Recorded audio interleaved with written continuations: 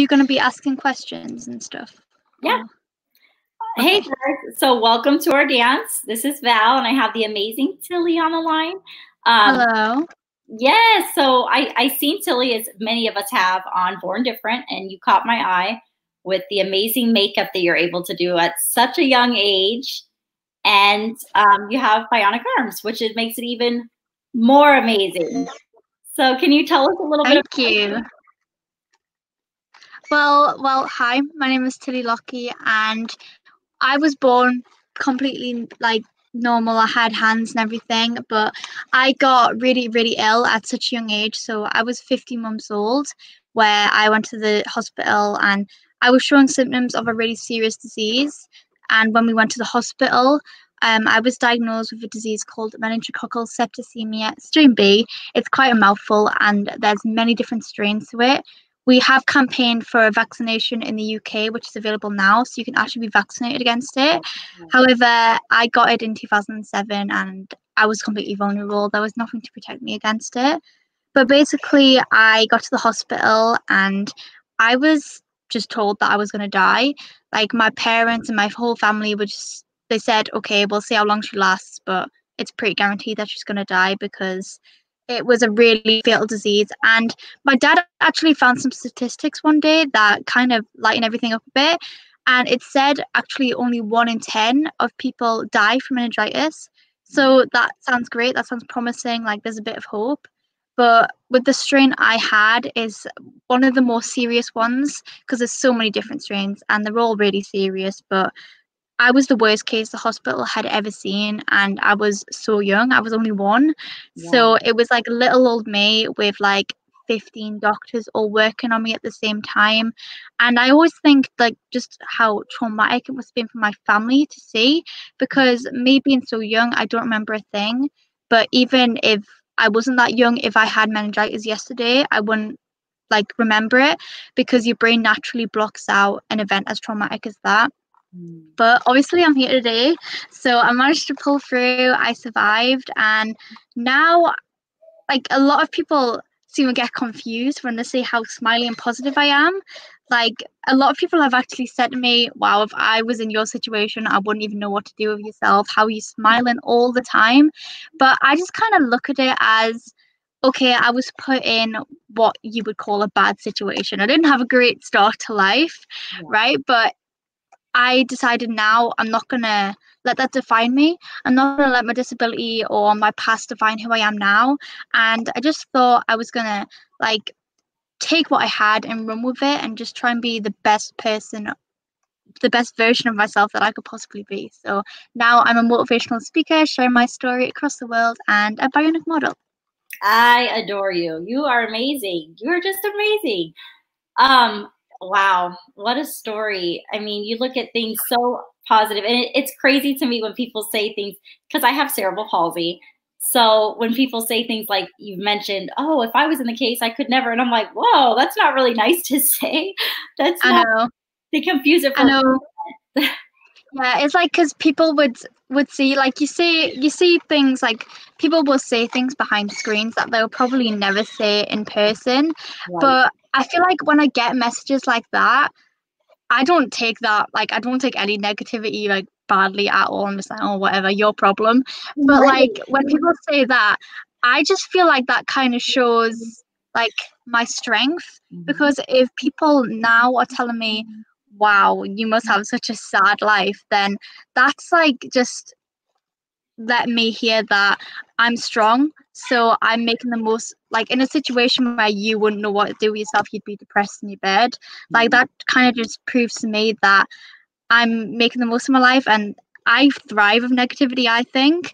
So if anybody tells me like I can't do something, I turn that into motivation, determination, and positivity, and just go out of my way to prove them that actually I can. But it's also for myself as well. It's not all to prove other people, but it's for myself to know and to show people and to show myself that it's true. Your disability or your difference does not define you at all.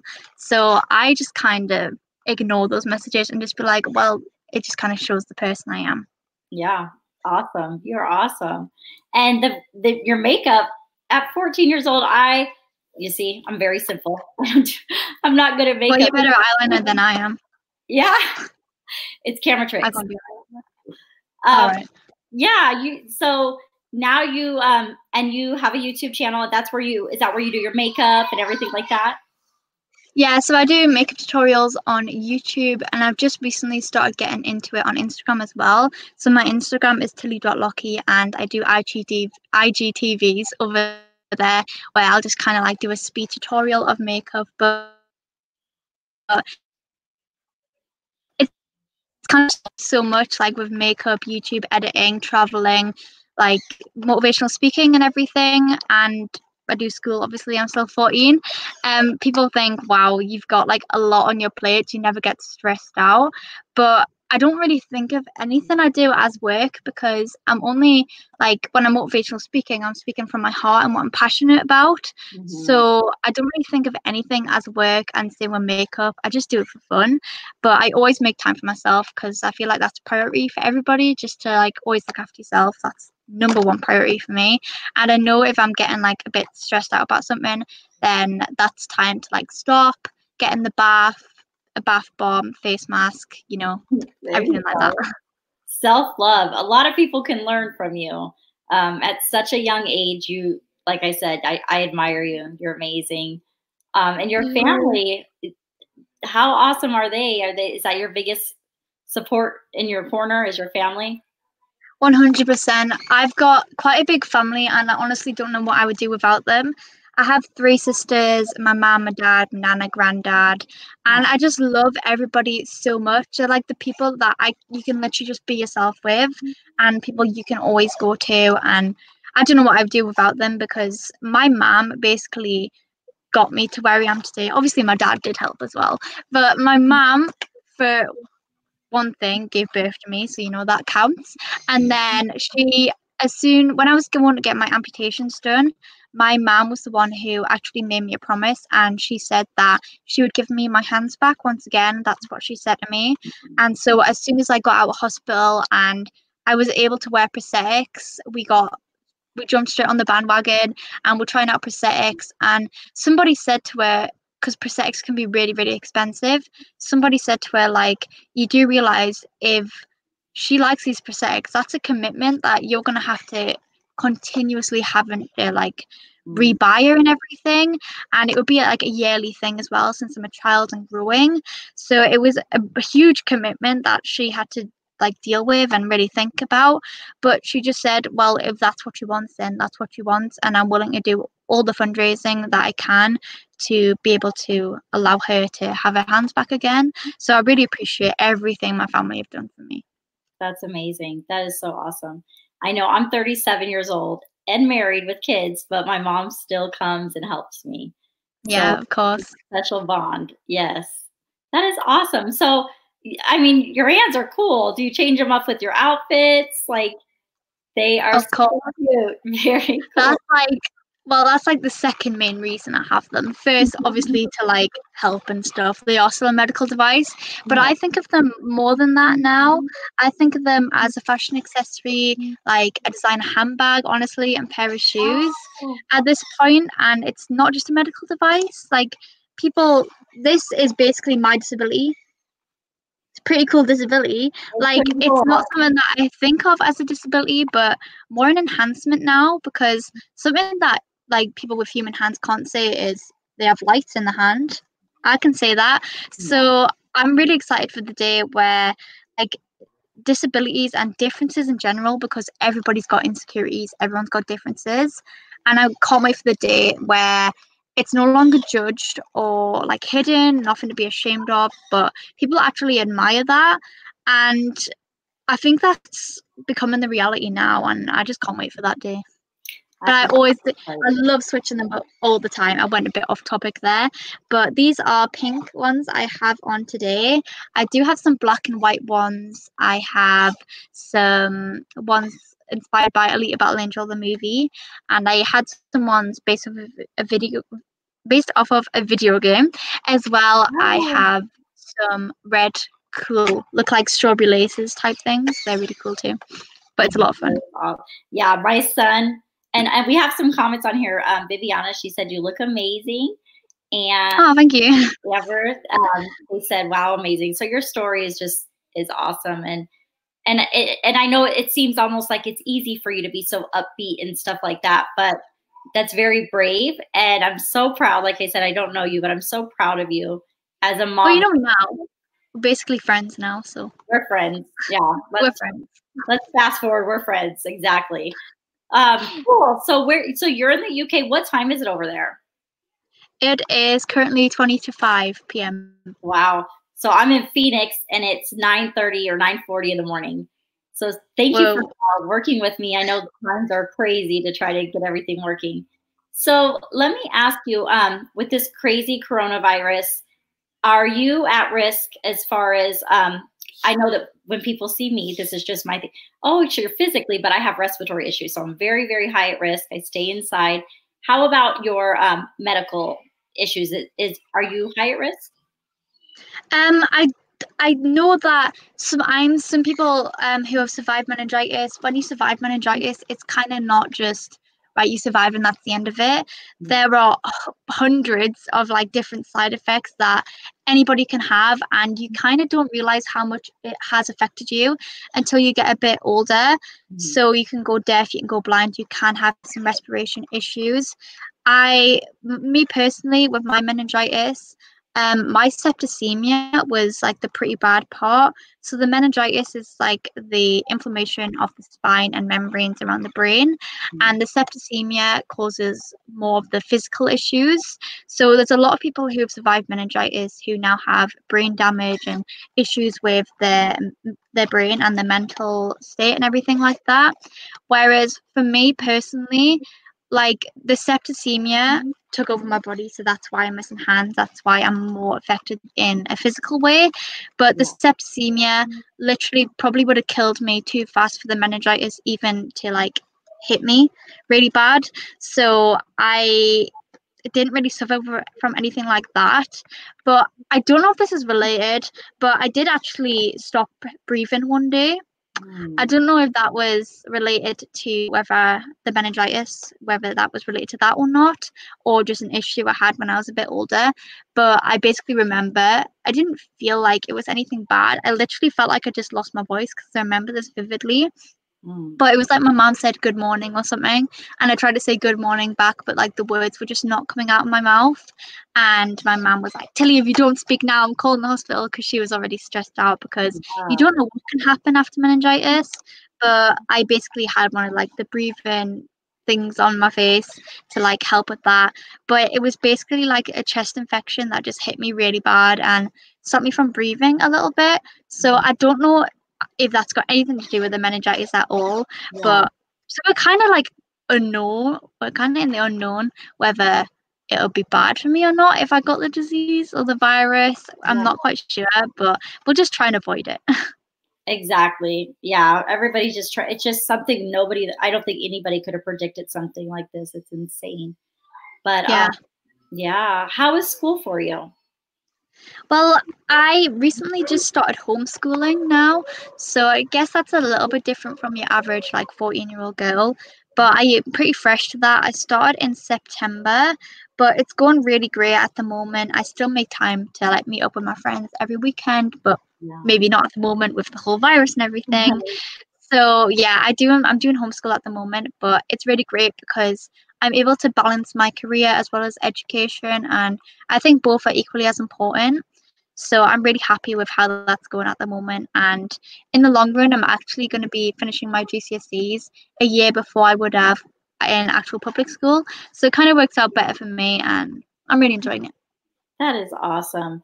So are you in 7th grade or 8th grade? What grade are you in?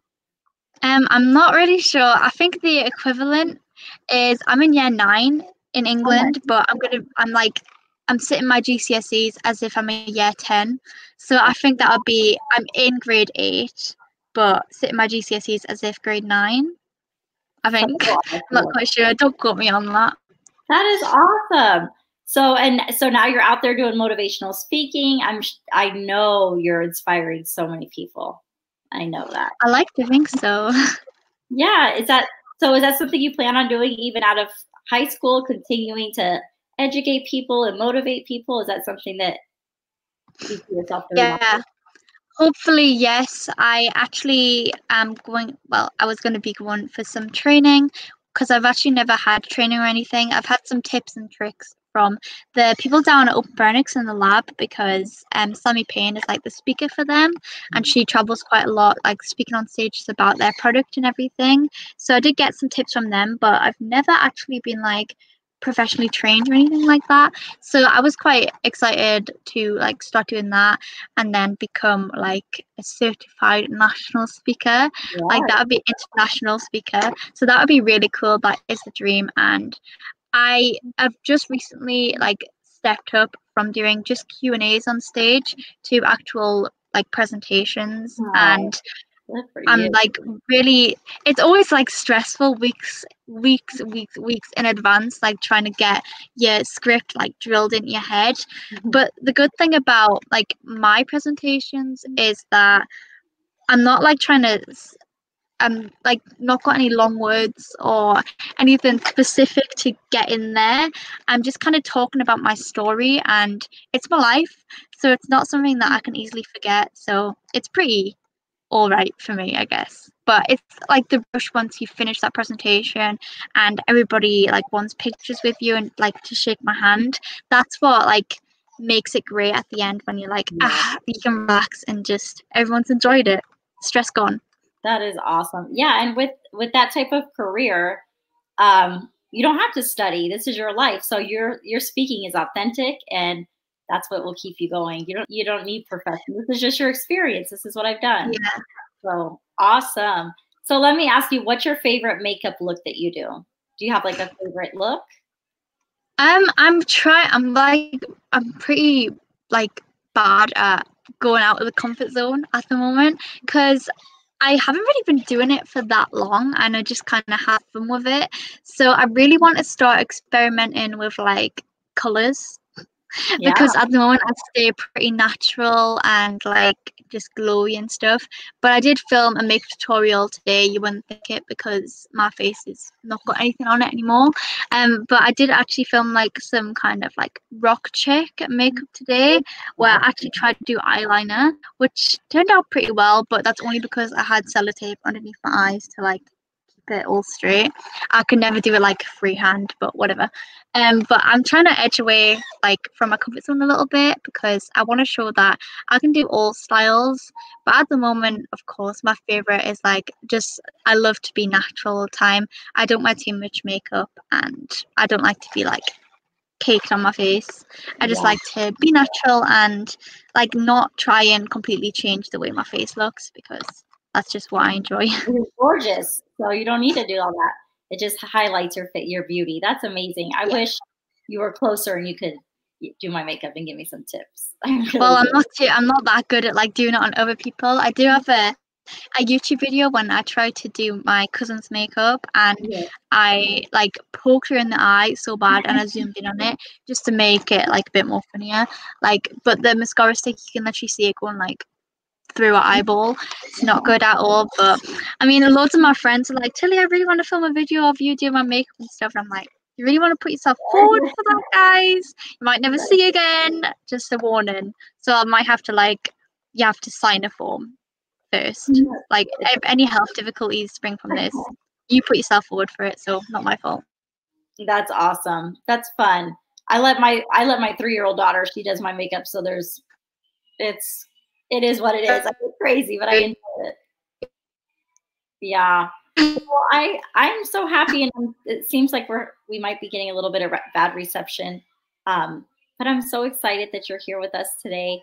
So what is one thing you want to share with the audience that maybe nobody knew about you, that you're open to sharing, or you want people to remember? Darn it. I think we might have lost signal, guys. Give me 1 second. Hello? Okay, good. You're back. Yeah, I don't know what happened there. So what's something that you can share with us that maybe a way for us to remember you, or what's something that you could share that maybe nobody else knows, or it wasn't on Born Different? I kind of just, I want to be remembered as just a girl who didn't let her disability define her, just a girl who went for it. And I really love being on social media at the moment because I just feel like it's a great way to reach out to as many people as possible. And I just want other kids and adults in general, like everybody who has an insecurity, like it could be completely unrelated to my disability completely, but I just want to be somebody that people can look up to, be a role model, and for people to say, well, if she can do it, why can't I? Because there's like I was told right at the very beginning that I would never be able to play the piano, I'd never be able to walk, I would never be able to run or do anything like this. And so my parents bought me a piano. So now on my Instagram I'm starting to like play piano. And I took piano lessons for a bit when I was younger and I kind of lost passion for it a little bit, but now I'm back to it and better than ever. I'm getting into singing a lot more now as well because I did stage school for 5 years. But I'm just having a lot of fun. I'm just going with the flow. And I'm just trying to live my best life, which I think everybody should do. Like, I don't want people to be like sad, like being down on yourselves. Basically, what I want to achieve is like everybody should start building each other up rather than tearing each other down. And I just feel like if everybody did that, then the world would be such a happier place and we could all just get along and it would be great. So yeah, that's basically all I'm trying to do. That's all I'm trying to promote, and That's awesome. I hope it helps some people. Yeah, I think a lot of us adults can learn from you. I mean, you guys, she's 14 years old. Your outlook on life is awesome, and I appreciate you. So, what is your YouTube channel called? It's just Tilly Lockey. It's nothing creative. Okay. TILLYLOCKEY. So that's all it is. I will change it to something a bit cooler at one point, but at the moment it's just Tilly Lockey. I think Subscribe. that's right. Yeah, everyone subscribe. And she's amazing, her YouTube. And I also follow you on Instagram as well.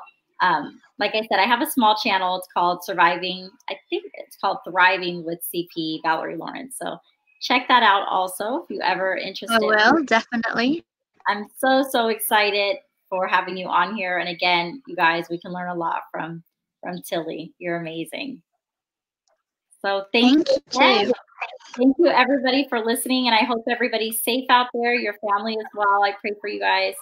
And thanks again for this awesome chat. Thank you. It was nice meeting you, Tilly. Bye-bye, guys. Bye, everyone. Bye.